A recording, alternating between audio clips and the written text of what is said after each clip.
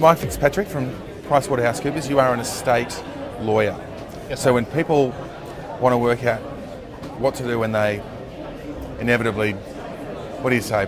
What do you say to this guy? You're going to pass. Well, I say this. I'm an estate planning lawyer, but don't hold that against me. Right. Because a lot of people think lawyers only make things worse. Yeah. Estate planning is really three things. Yeah. First of all, it's helping clients structure their affairs while they're alive to protect their wealth from the claims of creditors and predators. Right. Their family wealth is at risk because of the businesses they're in, and we live in a very litigious society these days, so protecting family wealth is the first thing that an estate planning lawyer looks at. Okay. Second thing is to how best to structure all of this protection to maximise the tax efficiency. How can you do all this and maybe get a few tax deductions at the same time? Thirdly, what arrangements do you need to put in place if you lose capacity through illness or accident? So you go from being able to run a business one day to not being able to run it the next day, or to make decisions about your financial affairs. Who do you trust and how do you appoint them to represent you in those circumstances? Okay. And the fourth and final thing, I suppose, is how do you then pass on your family wealth, that which is left over, when you're finished using it on your death? And generally there are three things that people are concerned about there. How do they keep it in the family? They hate the idea of it getting to second wife, third wife, or whatever it is. Secondly, how do you protect the beneficiary from the predatorial behaviour and the slings and arrows of outrageous fortune? Right. And then how do you save some tax as that wealth transfer takes place? Because whenever you transfer wealth, there are... Someone's going to clip the ticket. Yes. And it's either going to be the tax office, that could be huge, or some other person will be there wanting to get his share to take advantage of someone who's a bit naive and so forth. So that's really what I say. Okay. When you say creditors and predators, how prevalent are the predators? Extremely. Right. I mean, does it surprise you? No, it doesn't. Right. Why? It should. I mean, you've seen enough human nature to. When you left home this morning, assuming you were the last one to leave, did you lock the door? Hopefully. Quite possibly. The minute that you disclose something like that, it's gone. Then yes, there are people out there just waiting to take advantage of it. Now, unfortunately, when a lot of people inherit wealth, they've not participated in any sort of meaningful way with its acquisition. They haven't had to worry about how do you sort of keep all these ne'er-do-wells from having a go at you.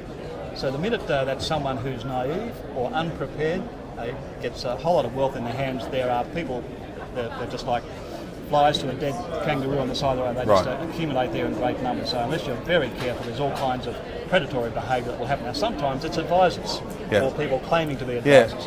Sometimes it's the in-laws. Sometimes it's just somebody else who just wants to have a go. But right around the Western world, we are seeing a huge increase in entrepreneurial litigation. I'm going to sue you because you've got some money and you're going to have to probably pay me up something just to get rid of me. Right. I know. That's predatory behaviour. Okay. How often should people be looking at their estate? Because we spoke to Dan earlier, who you did the panel with, and he said looks like over 50% of Australians don't even have a will or a valid will. I'm part of that 50%. Well, I'll give you my card. We better talk. Yeah. And we actually should, because... Well, look, it's not the average age of a person dying in New South Wales without a will. Hazard a guess at what that might be?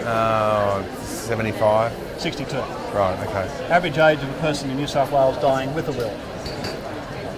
75. 82. Right. No one likes the idea of having to set aside time to contemplate their own mortality. Yeah. So we always want to put that off. But what I can say to you is this: is like any part of life and life's journey. If you don't plan for it properly and to deal with all the vicissitudes, well, shit will happen. And invariably, when it does happen, you are caught with your pants down, completely unprepared. All that estate planning is doing is doing the obvious, really, because in the final analysis, we've worked hard for what we got. We want it to go to the people who we love. We know that they need it. So why wouldn't we do the job properly? But so many of us are just so careless, or maybe just haven't met the right people. I think it's that they've just not been presented with the right opportunity to speak to someone they can connect with to get the job done properly. Your advice to advisors at a conference like SPAA? Well, I come to SPAA all the time, and I know that most of the advisors here are in the business of giving good advice. Well, the best thing that good advisors should do is to give good advice, and not to compromise that advice on the basis of sacrificing quality on the altar of expediency or doing it cheap. Right.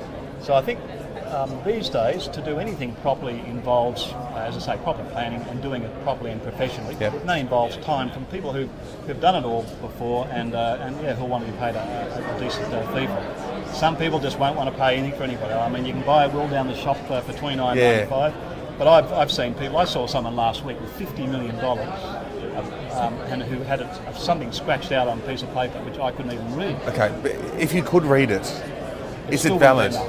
Well, it may have been valid, but it didn't make sense. Okay. Because in 1 minute he was talking about it leaving a percentage to his wife, and the next minute he was talking about leaving his whole estate to somebody else. Well, having left a percentage here, well, I mean, whole and percentage, I mean, something as simple as that is where people who try to do it themselves often slip up. Okay. All right, good advice. Nice to talk to you, mate. Yeah.